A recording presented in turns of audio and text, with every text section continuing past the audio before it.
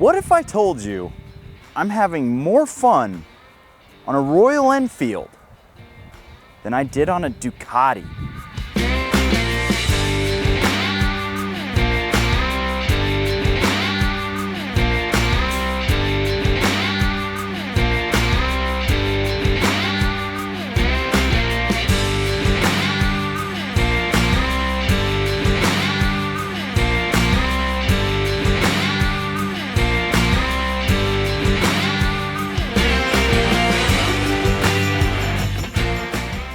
What's going on, everybody? Welcome back to the show, and today we're finally getting a chance to take a look at the Royal Enfield Himalayan. As some of you may know, I have a bit of a history with Royal Enfield, for good or for ill, but I have been really enjoying my time on their 650 platform, and it's about time I got myself on this Himalayan right here, and we see what it's actually like. At the time of filming this piece of camera right here, I've already put down about 60 miles on this motorcycle, and I gotta tell you, I'm really enjoying it. Let's get this thing out on the road, and I'll show you my first impressions. Once again, we're here at AF1 Racing, where they have opened their used inventory up to me. This Himalayan here, they got in used, and they were like, hey, why don't you go goof around with it for a day? And I am super excited to take it out. Remember, guys, if you are at all interested in checking out AF1's used inventory of all the bikes they got, there are 2 Ducatis over there, there's a couple of Ducatis over there, there's some KTMs, there's an RSV Melee, which I just saw. That thing looks super duper cool.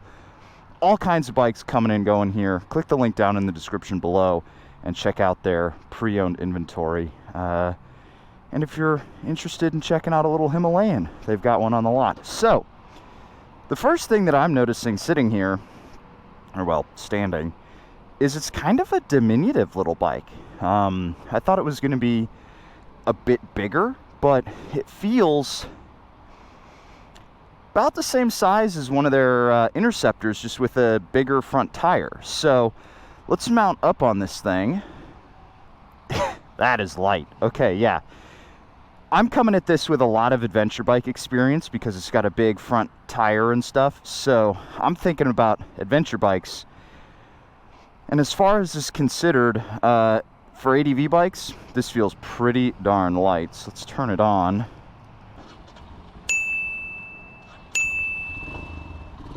There we go.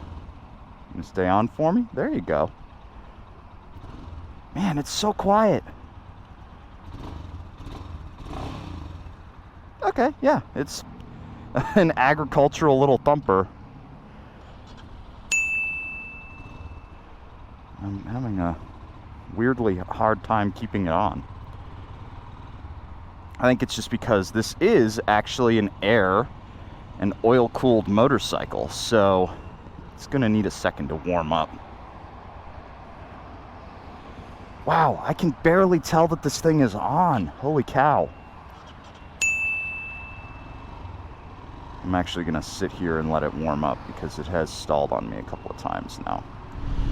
Okay, pulling away onto the highway on the Himalayan, the first thing I'm noticing is that this is, it feels just like my KLR. It really does. It feels just like a little KLR. The motor feels a lot more modern and it's a lot smoother, but the way you ride it is exactly the same as the KLR. Not a ton of roll-on power available from the old Himalayan here, but what do you expect? And I can see why this windshield got carved down, because now it's hitting me in the chest. I'm gonna have to spend more time on this motorcycle on the highway, but initial impressions, it's a comfortable place to sit. It's got enough power to cruise at 70, and it's actually got a nice set of gauges up here. I kind of like that. And I don't know if that's an added extra or not. I'm gonna have to figure that out when I do the specs. But highways are probably not where this motorcycle is deigned to live. So let's get this thing on a twisty road and see how it handles. Alrighty, now I have done the same opening loop for the last 3 bikes that I've ridden. This one, the Ducati, and the Aprilia. And the reason why is because this is what I'm considering my adventure loop. I've got a lot of good highway, a lot of good street, and then some off-road riding, right? And I gotta say, there's nothing that I've done on this motorcycle that I could not do so far on the Ducati or on the Aprilia.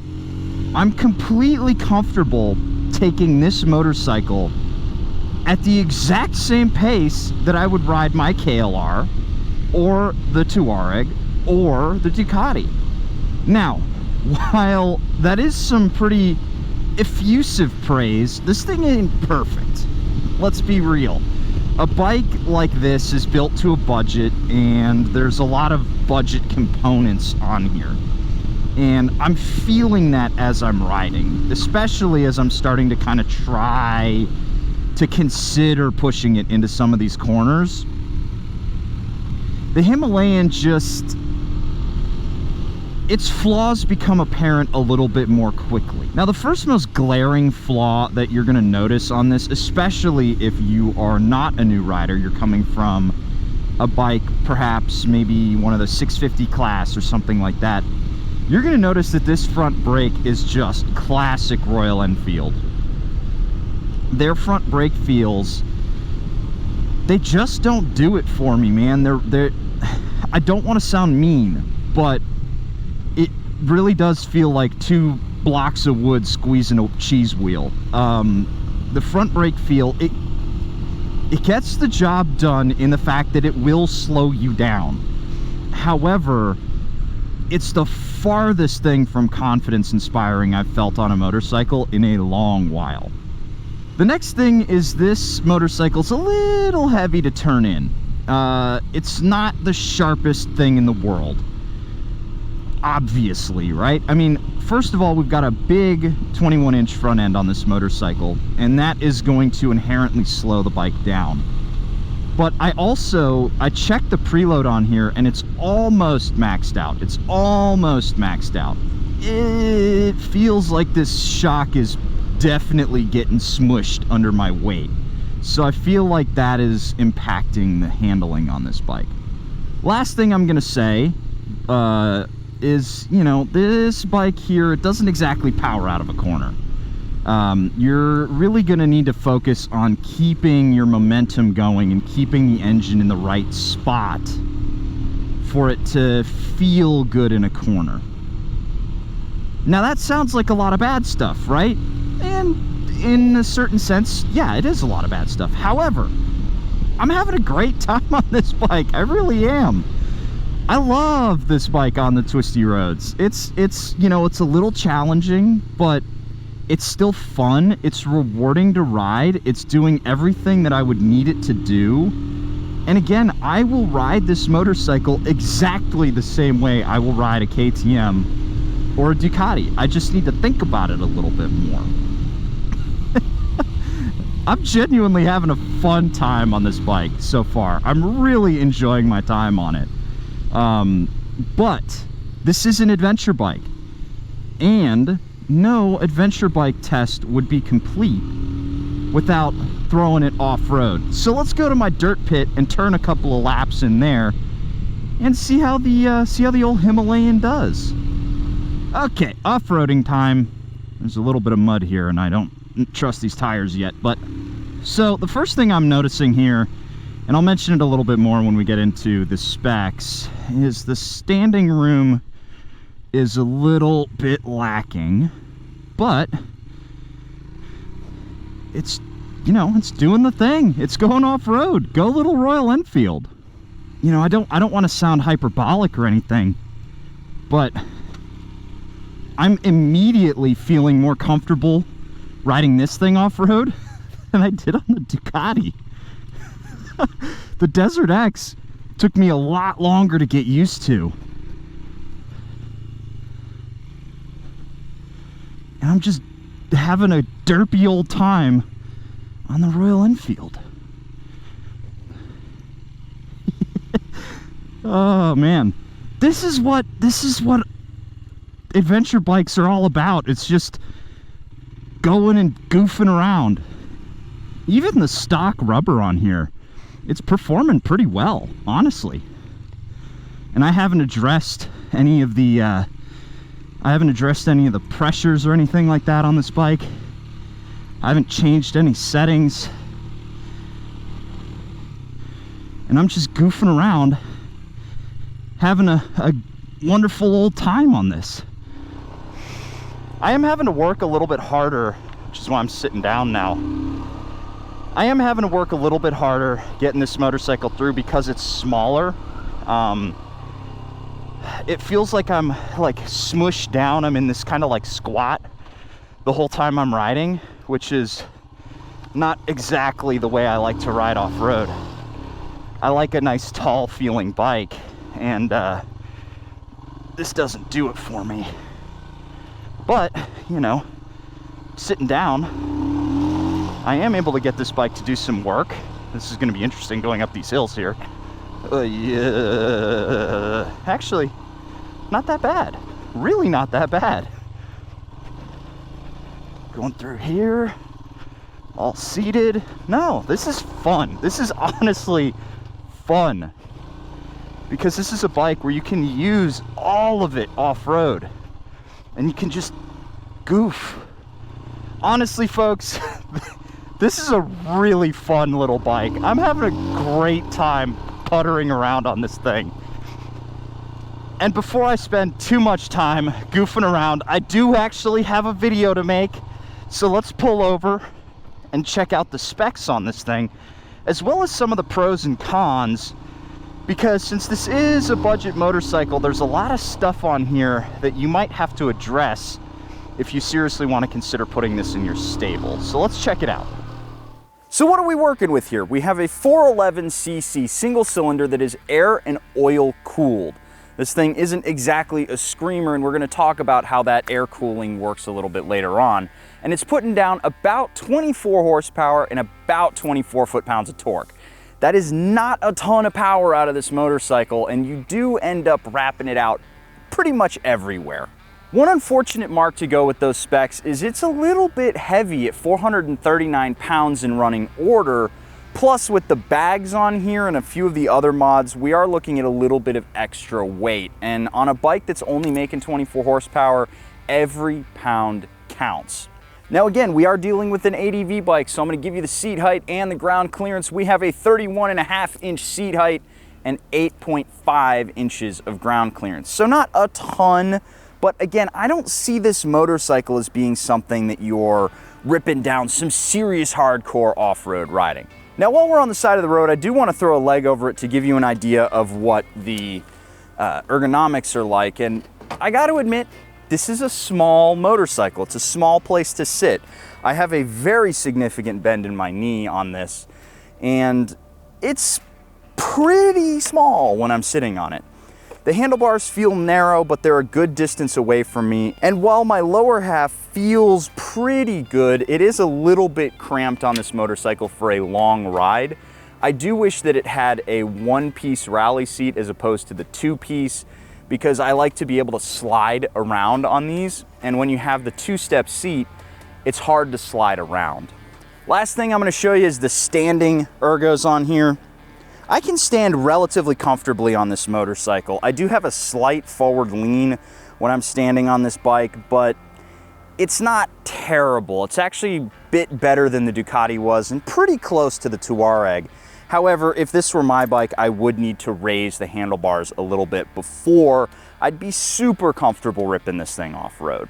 Now, with all that out of the way, let's dive into the pros and cons on this motorcycle. First pro, $5,300 to get this motorcycle. It is stupid cheap how much you can get for so little money.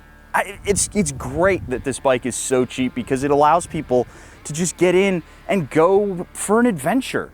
It's really hard to find an adventure bike out there that's actually going to be able to go off-road for that little money.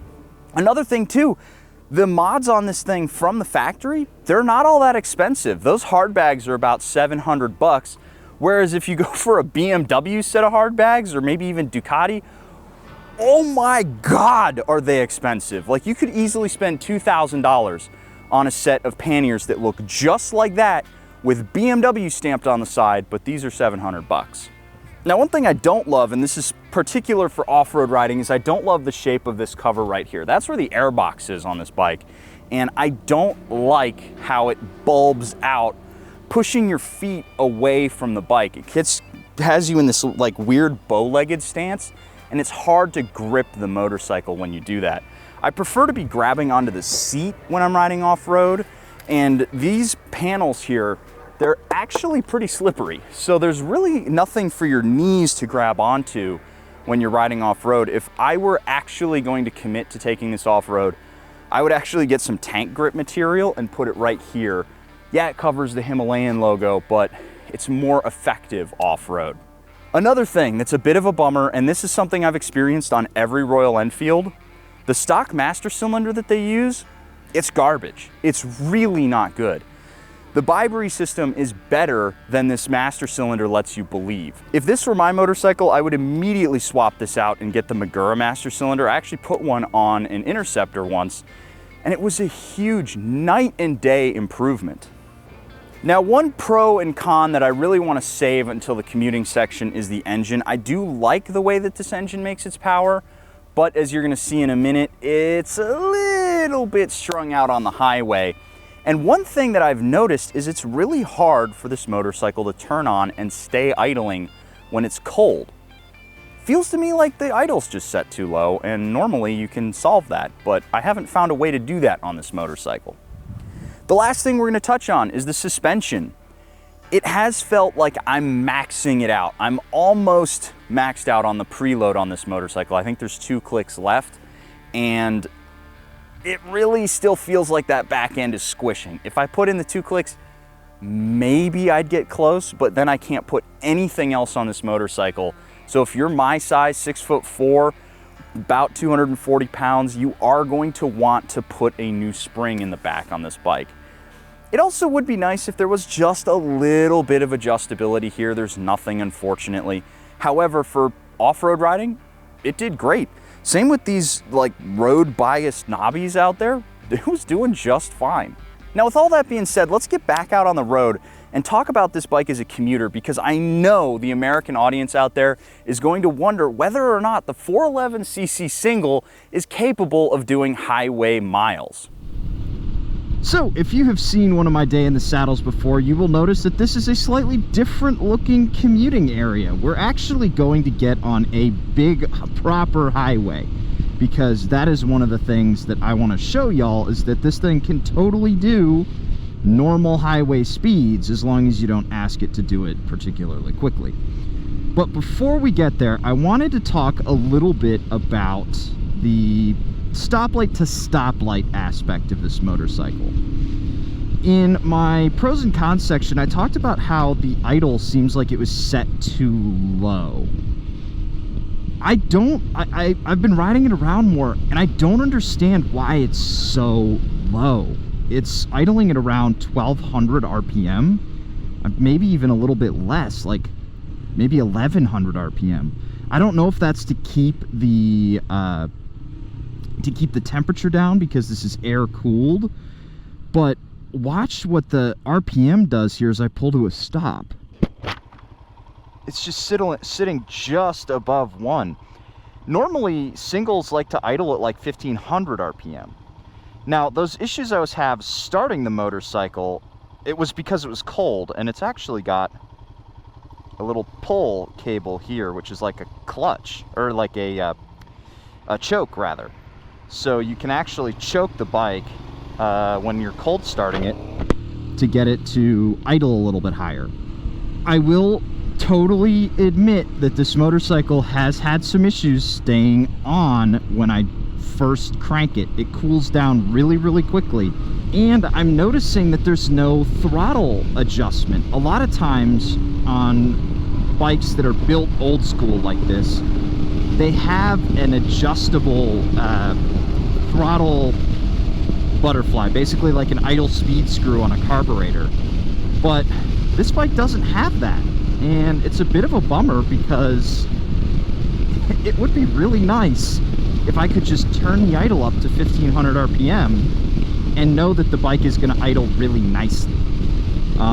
It also doesn't feel like it has a warm-up cycle like a lot of modern motorcycles. You'll notice they idle harder, they idle higher when you just turn it on. This doesn't do that. You have to pull the choke cable here to hold the RPM higher. It's not a big deal, but it would be nice if this motorcycle had that. And now that we are on the highway proper, this is 183. It's a huge commuting highway. The speed limit is set to 65 miles an hour on this highway, and I'm currently puttering down the highway at about 68 to 70 miles an hour.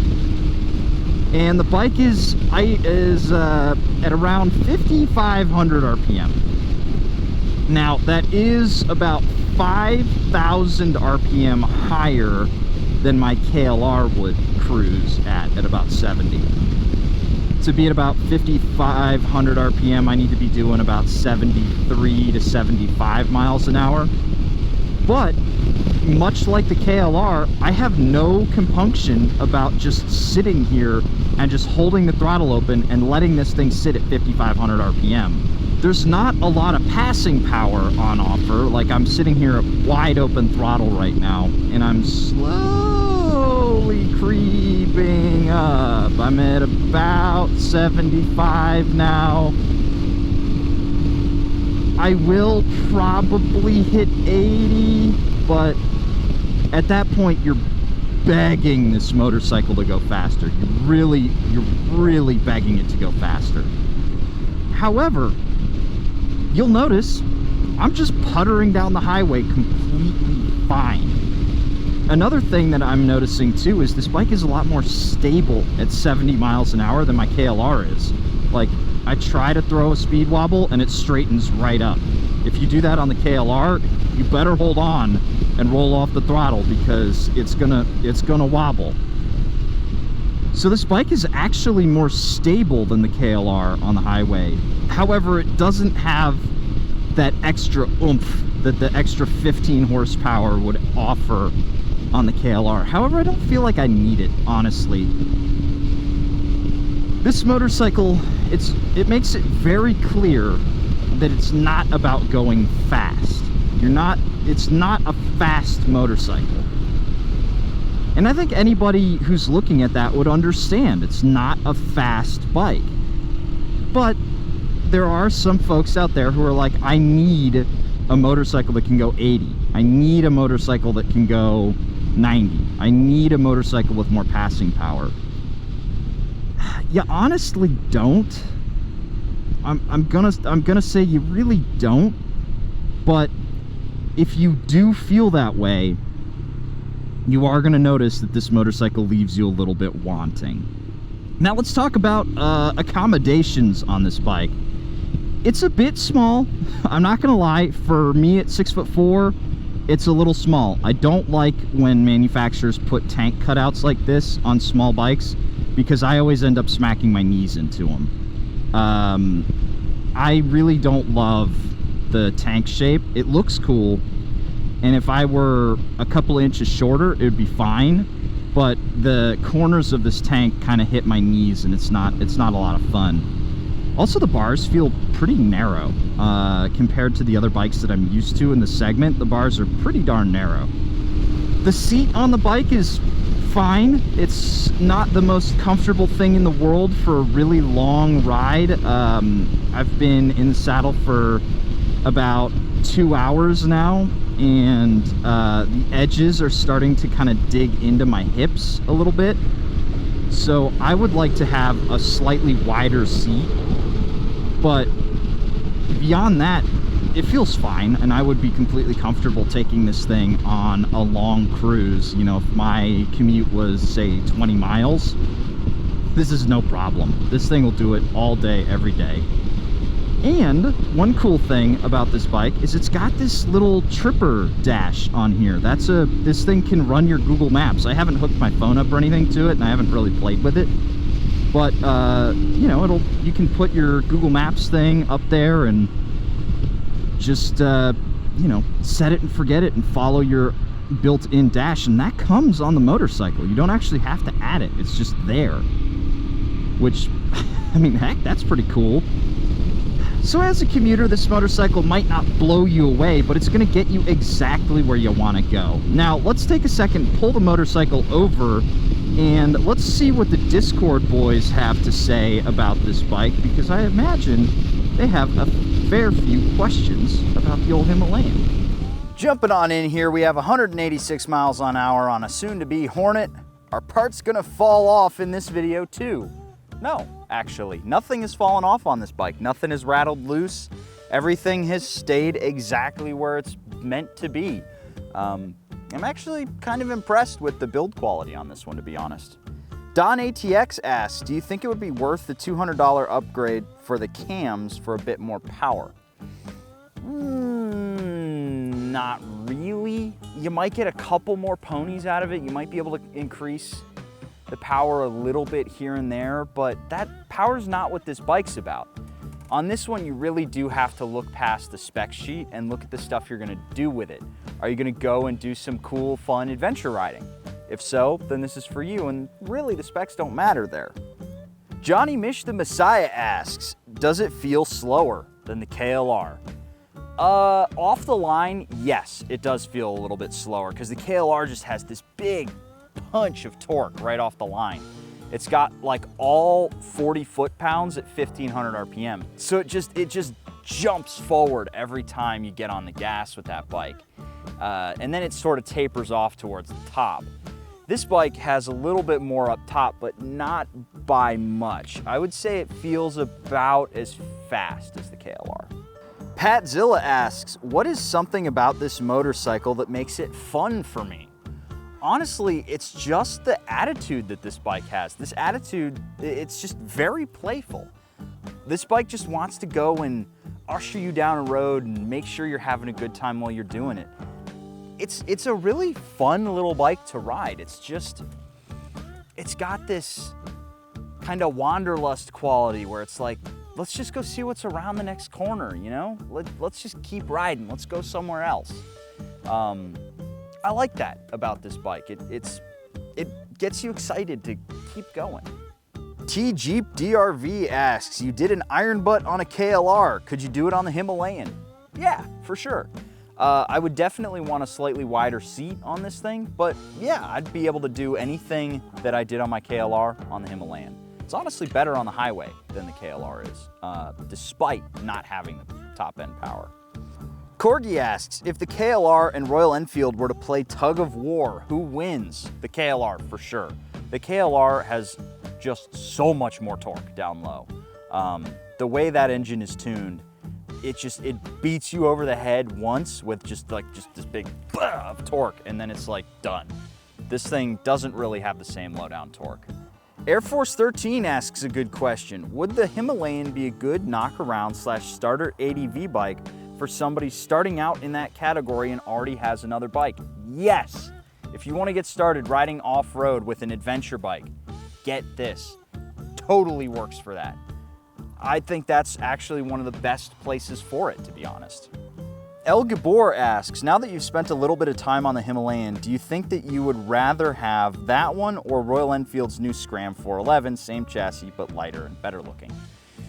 I would probably like this just because I like the real adventure bike package. Not that I have anything against the Scram 411, mind you. I have a feeling that the Scram's gonna handle great and be just as good as this thing is everywhere else and be a little bit faster, but honestly, I would rather have the extra weight and all of the adventure accommodations. That's just me. Now that's gonna round out all the questions I have on this bike. Let's get it back on the road one last time and start wrapping up my thoughts. So one phrase that has been knocking around in my head as I've been trying to figure out how to wrap this review up is the phrase, plenty to have fun with as a beginner, but enough to keep veterans entertained. Perfect for the beginner, but fun for a veteran. You hear that phrase a lot in reviews when a reviewer is talking about a motorcycle that they're trying to sell to somebody who might look down at that bike as a downgrade. You know, somebody who's looking at, like, say, a Ninja 400 or a Z400. It's a great beginner bike, but there's plenty on tap for you to have fun with if you're an experienced rider. Yeah, okay, sure, but think about what that phrase means, right? That phrase is inherently meaningless because it means everybody can have fun on this motorcycle. And sure, everybody can have fun on every motorcycle. But is there really enough on this motorcycle for it to be entertaining for somebody who's got a lot of seat time? You know, I've spent tens of thousands of miles in seats on all kinds of different motorcycles.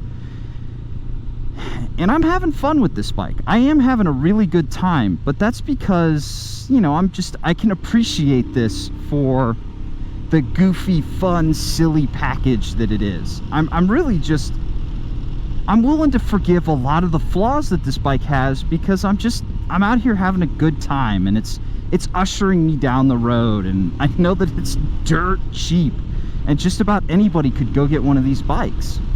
But I don't necessarily think I could go ahead and easily recommend it to somebody as their only motorcycle if they have motorcycling experience.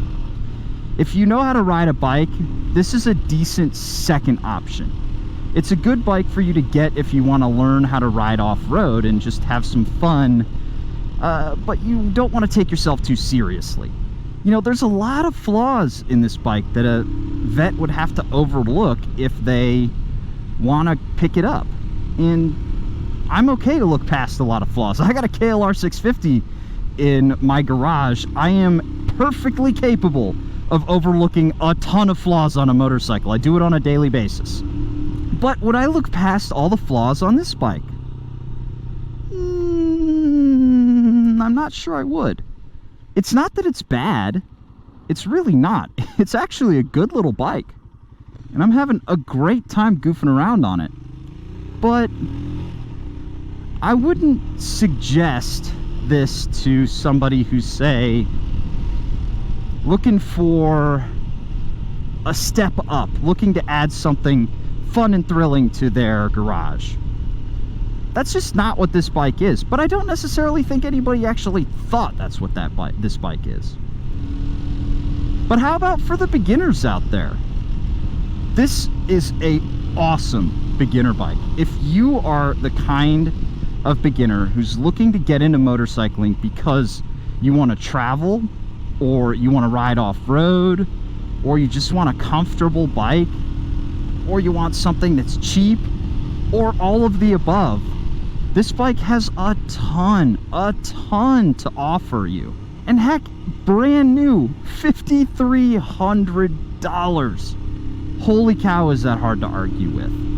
I would suggest this bike over a dual sport. I would take this over a CRF 300. I would take this over a WR 250. If I am the kind of rider who's looking to do a little bit of off-road riding and I got to putt to the trail to get there, and I'm trying to learn, and I want something I can treat with wanton abandon, the Royal Enfield's here for you, man. You could just treat this thing with maximum disrespect, and it's gonna keep coming back for more. It's just like the KLR in that way. Do I think you'll keep it forever? Probably not. I don't think that this is your forever motorcycle. However, I do think you could keep it in your garage after you outgrow it, because I do think you probably will outgrow this motorcycle at some point. But once you outgrow it, you just keep it in your garage, and you keep coming back to it when you just want a simple and pure riding experience. Maybe you go get your faster, bigger bike, and you just want something that you can goof around with on the weekends, and you just want something silly and simple. That's exactly what this is. It's kind of like the purest form of motorcycle riding out there. Now let's round this review out by having me answer the question, would I put it in my stable? No, I would not put this in my stables for the simple fact that I already have the KLR. If I didn't have the KLR though, yeah, sure, there's a lot on this thing that beats the KLR. And the only thing the KLR has is a couple of extra ponies. And it's a little bit bigger. So there you have it. Those are my thoughts on the Royal Enfield Himalayan. All things considered, this was a fun day in the saddle. And I'm really glad I got to spend a full day with this bike and experience what it has to offer. Because there's so much here. And I really enjoy it. Let me know your thoughts down below, and a big shout out to AF1 Racing for lending me this bike for the day. Remember, if you are interested in getting yourself a motorcycle, click that link down in the description below. Check out their pre-owned inventory. They got all kinds of bikes coming through. They actually just got themselves a Rally Pro, Triumph Rally Pro, that I'm thinking about looking at, the Tiger. I've done a lot of ADV bikes though, so I'm probably going to do a couple of sport bikes and cleanse my palate, so to speak. But until the next time, guys, I'll catch you guys later.